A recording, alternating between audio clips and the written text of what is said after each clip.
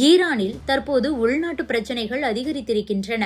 Iran அரசுக்கு எதிராக மக்கள் போராட்டங்களை முன்னெடுத்துள்ளனர். இந்த போராட்டத்திற்கு ட்ரம்ப் ஆதரவு தெரிவித்த நிலையில் உள்நாட்டு பிரச்சினையில் தலையிட ரெட் லைனை தாண்டினால் கையை வெட்டுவோம் என்று ஈரான் வெளிப்படையாக எச்சரித்துள்ளது.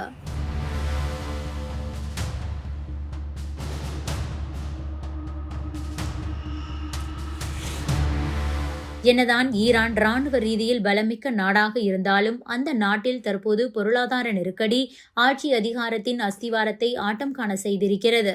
ஈரானின் கரன்சியான ரியால் அமெரிக்க டாலருக்கு எதிராக வரலாறு காணாத அளவுக்கு சரிவை சந்தித்திருக்கிறது.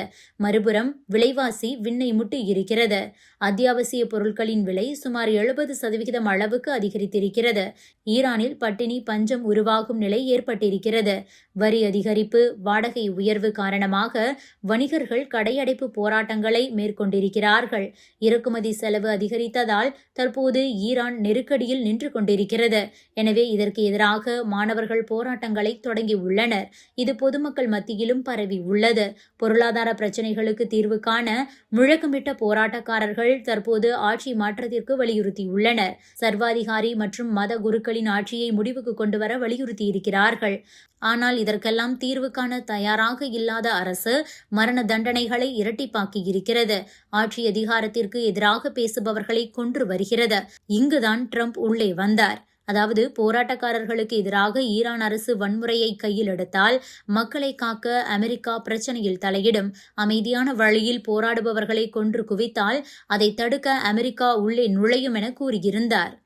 வியட்நாம் போரில் 30 லட்சம், ஈராக் போரில் 10 லட்சம், ஆப்கான் மோதலில் 2 லட்சம், கொரிய போரில் 30 லட்சம் உயிர்களை காவு வாங்கிய அமெரிக்கா ஈரானில் நடக்கும் ஓரிரண்டு உயிரிழப்புக்காக கவலைப்படுகிறதா என்று பல்வேறு தரப்பினரும் கேள்விகளை எழுப்பியிருந்தனர். அப்படி இருக்கையில் ஈரானின் உயர்மட்ட தலைவர் அயதுல்லா அலி கமேனியின் ஆலோசகர் அலி ஷாம்கானி ட்ரம்புக்கு வெளிப்படையாகவே எச்சரிக்கை விடுத்திருக்கிறார். ஈரானின் பாதுகாப்பு என்பது யாரும் தாண்டக்கூடாத சிவப்பு கோடு. இதை மீறி வெளிநாட்டு சக்திகள் உள்நாட்டு விஷயத்தில் பாதுகாப்பில் தலையிட நினைத்தால் அவர்களின் கை துண்டிக்கப்படும். ஏண்டா இந்த கோட்டை தாண்டினோம் என்று வருத்தப்படும் அளவுக்கு பதிலடி கொடுக்கப்படும் என எச்சரித்திருக்கிறார்.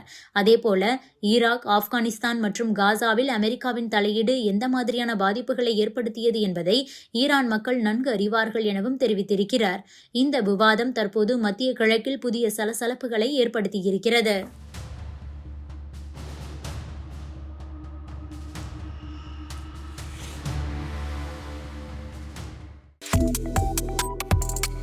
Subscribe to One India and never miss an update.